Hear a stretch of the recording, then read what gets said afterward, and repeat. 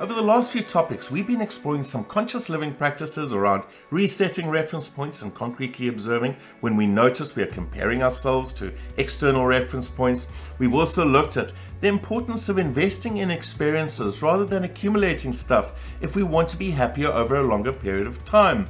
And then we looked at the art of savoring. Now in this topic, I would like to explore other strategies that thwart or minimize adaptation around those pleasures in life, which can be fleeting because of hedonic adaptation, or as the psychologist Michael Eysenck termed it, the hedonic treadmill, which compares the pursuit of happiness to a person on a treadmill who must keep working just to stay in the same place.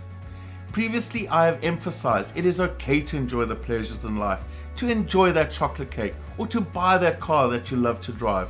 After all, you worked for them, and our ego does deserve a pat on the back for all the hard work. I feel the important thing is to be conscious about these short-term pleasures and to strike a balance between them and our long-term goals. Research at the University of Zurich found that short-term pleasures do contribute to our happiness, and whilst the research does need to be furthered, it is important not to focus too much on the hedonistic pleasures at the expense of our long-term goals. And equally as important, it is to consciously allow ourselves to enjoy those short-term pleasures when we are, for example, lying on the sofa doing nothing, watching that TV series, because we can distract ourselves from this pleasure by thinking we should be doing something more important. So a balance between short-term pleasures and long-term goals is important, and to do this requires conscious planning and setting limits to our short-term pleasures. For example, to set aside that time or money to enjoy that pleasure, and to consciously allow ourselves to enjoy those moments through savoring. Setting limits is important as it helps thwart hedonic adaptation. When we interrupt our consumption, restricting our pleasure increases pleasure. A 2-week study was undertaken by Harvard on 2 groups, Group A and Group B. Group A were allowed unlimited chocolate for 2 weeks, whilst Group B were allowed none. After 2 weeks, they were both given chocolate to eat. Well, can you guess which one enjoyed the chocolate the most? You may have correctly chosen control Group B. They reported higher treat savoring, more happiness, and were in a better mood after eating the chocolate.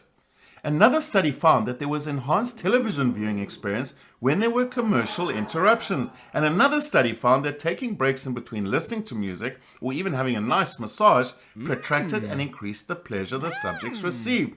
So, if you want to go and do some retail therapy, plan for it. Make sure you have some money set aside so you do not have any financial stress later. And don't do it every weekend. Maybe plan those trips once every few months, savoring the future experience as you plan what you would like to get for yourself. And when you go on that shop, savor the moment as you do. Now the opposite holds true for those difficult or painful challenges you must address in life. The idea here is not to split them up or interrupt them into smaller chunks because we are thwarting our adaptation to these painful experiences. The idea is to squish them up or to do as much of the difficult things together. And as uncomfortable as it initially may be, we adapt quicker to these painful experiences and it becomes easier to face our challenges. Another method to thwart adaptation is to increase our variety of pleasures. Rotate your pleasures so that they always feel new. Instead of eating that same flavor ice cream or that same food, change them regularly. That same coffee at that same coffee house every day can lose its enjoyment factor.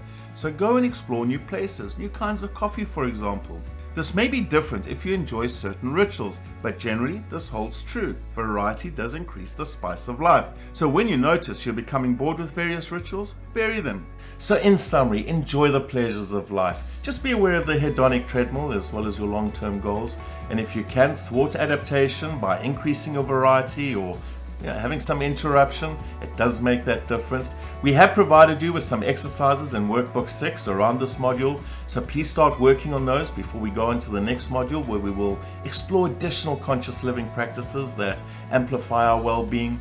And as we finish off this topic, I leave you with a wonderful quote: "That man is rich whose pleasures are the cheapest." So I will see you in the next topic, and until then, take care and stay aware.